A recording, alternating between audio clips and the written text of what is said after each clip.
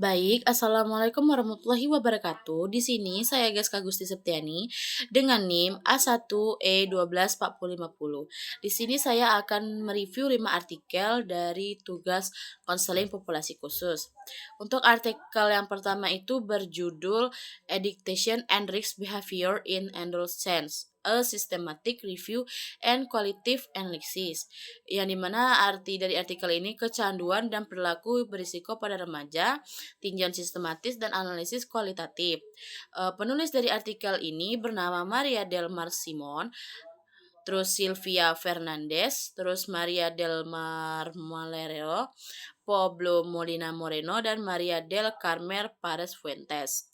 Dari metode dan hasil dari artikel ini, metodenya itu pencarian komprehensif yang dilakukan di berbagai basis data ilmiah untuk memilih studi yang diterbitkan antara tahun 2018 dan tahun 2023. Hasil dari artikel ini dapat melalui proses seleksi sistematis dan manual yang diperoleh dengan total 41 studi penelitian.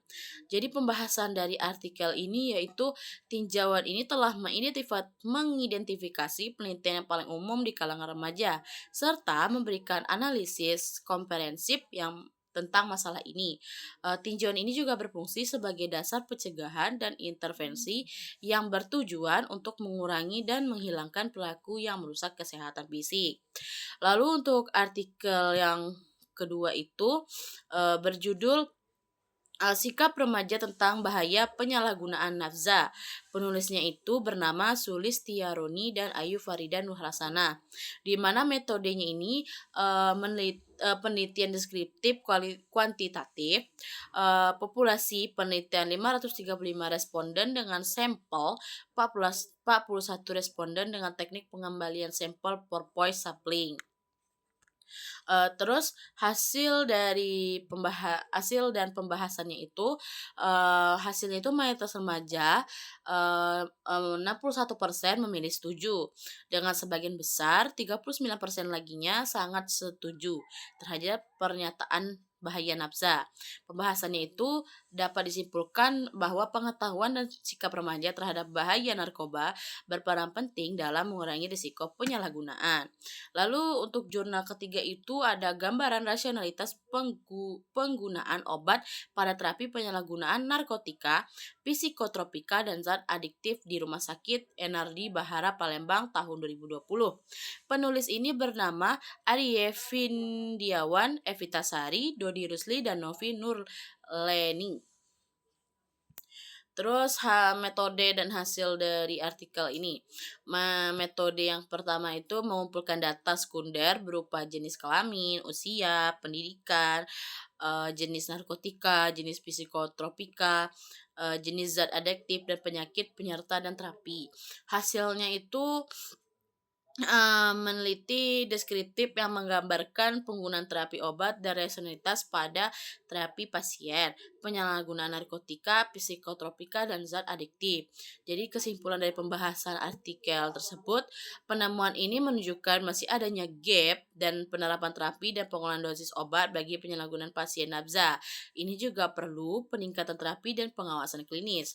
Nah, untuk artikel ketiga itu keempat itu penyalahgunaan narkoba dapat merusak mental pemuda atau mental remaja 2B Terutung Kabupaten Tapunali Utara. Penulis artikel ini bernama Michelle Adrian Sirait dan Nova Elisa Simbolan. Metode ini menggunakan pendekatan kuantitatif yang dilakukan secara lisan dan mengamati perilaku secara langsung sebagai hasil observasi. Berikut hasil dan pembahasannya. Hasil pembahasannya itu narkotika singkatan dari narkotika, psikotropika, dan zat adiktif lainnya yang hanya terdapat di masyarakat perkotaan dan perdesaan. Jadi kesimpulannya artikel ini menekankan penting dan peran keluarga dalam mendukung pencegahan ini serta strategis perlindungan remaja. Nah, untuk artikel yang terakhir itu penyuluhan tentang bahaya alkohol dan obat-obatan terlarang di kalangan remaja di Desa Krueng, Mak, Kecamatan Simpang 3. Penulisnya bernama Eva Mardahelana. Artikel ini obversionalnya pengabdian masyarakat yang melibatkan kegiatan penyuluhan seperti ceramah, diskusi, tanya jawab untuk para remaja. Nah, jadi dari hasil eh, artikel itu, edukasi ini dapat meningkatkan pemahaman remaja tentang risiko alkohol dan obat-obat terlarang. Jadi peserta akan lebih sadar tentang konsekuensi kesehatan mereka dalam penyalahgunaan alkohol dan obat-obat terlarang. Lalu yang terakhir itu pembahasan dari artikel ini.